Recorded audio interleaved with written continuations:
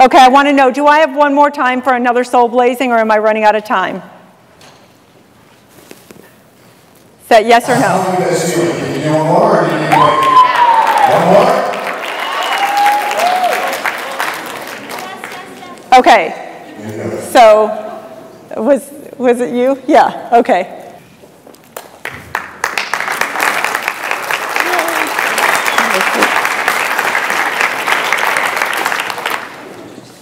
Hello. Hello.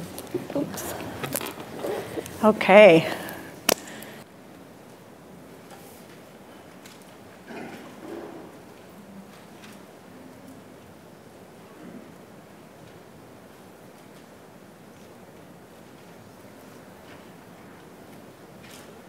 Okay.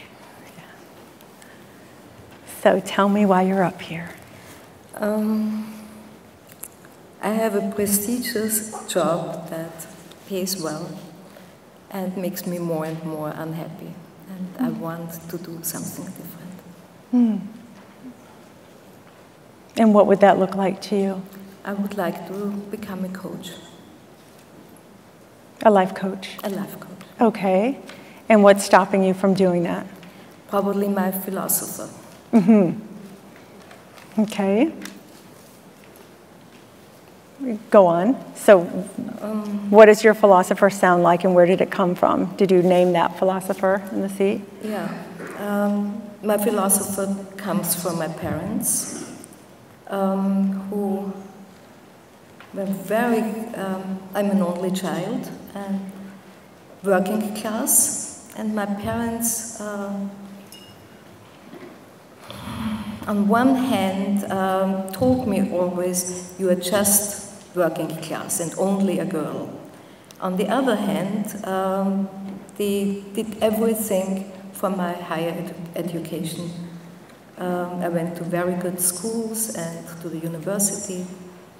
And then I got this prestigious job.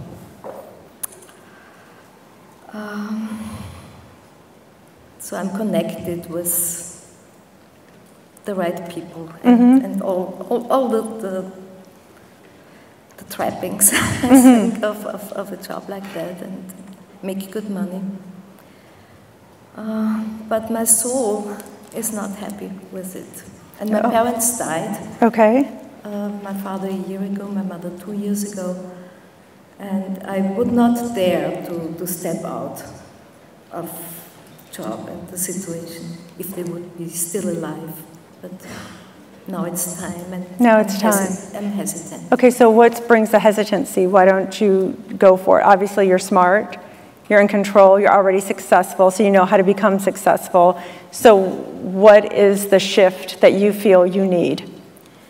The shift is that I don't want to start from the bottom again.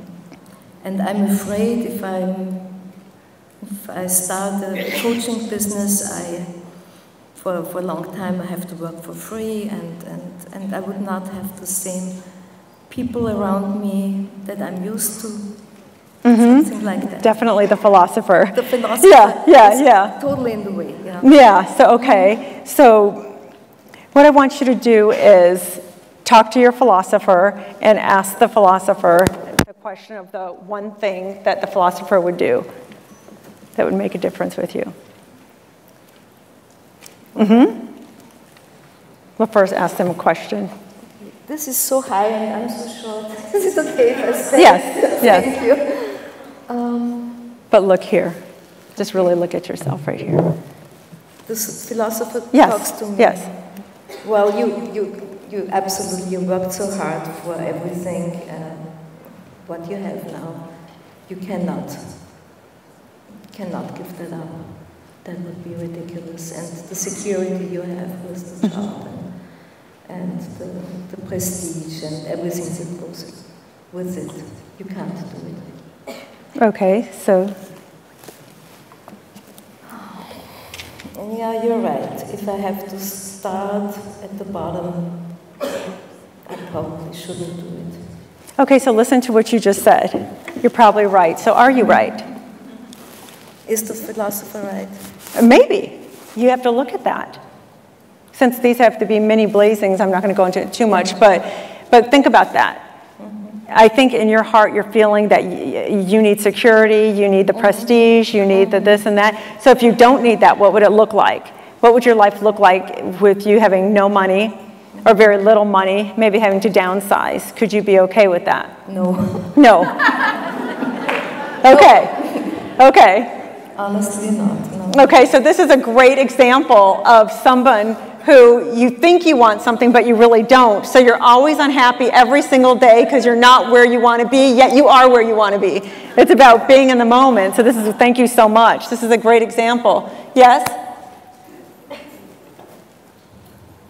Well, I think that there are a lot of women in her position who would adore to consult with somebody like her, who feel exactly the same way that she does, who don't want to give up their comfortable lifestyle, and yet who are not happy. I think that this is a natural niche for her.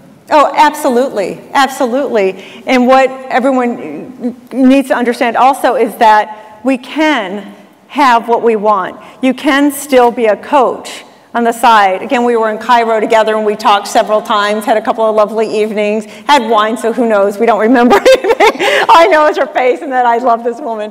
So, yeah, but you still can coach. You still can be with people. We were sort of coaching each other in Cairo. So that could be your hobby. Sometimes what you love to do doesn't have to be your job. You could still have your job, have your elitist friends in your circles and do whatever it is you do. But you could still also be a coach.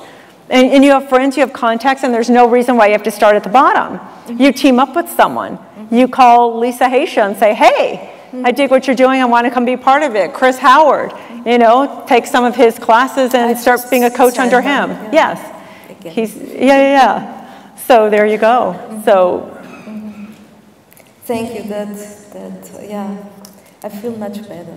Yeah. Because when I was writing down, and I'm here with my best friend, and I told her, hey, I'm the philosopher. The philosopher is, ruling my life, and yes, I'm arrogant on top of it. I mean, I know that.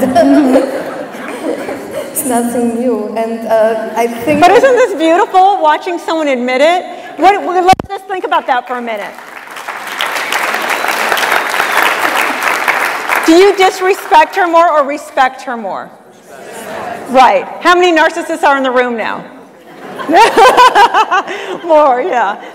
Okay. Yeah, because she's being vulnerable and she's being honest. How can you not like someone or disrespect someone who's honest?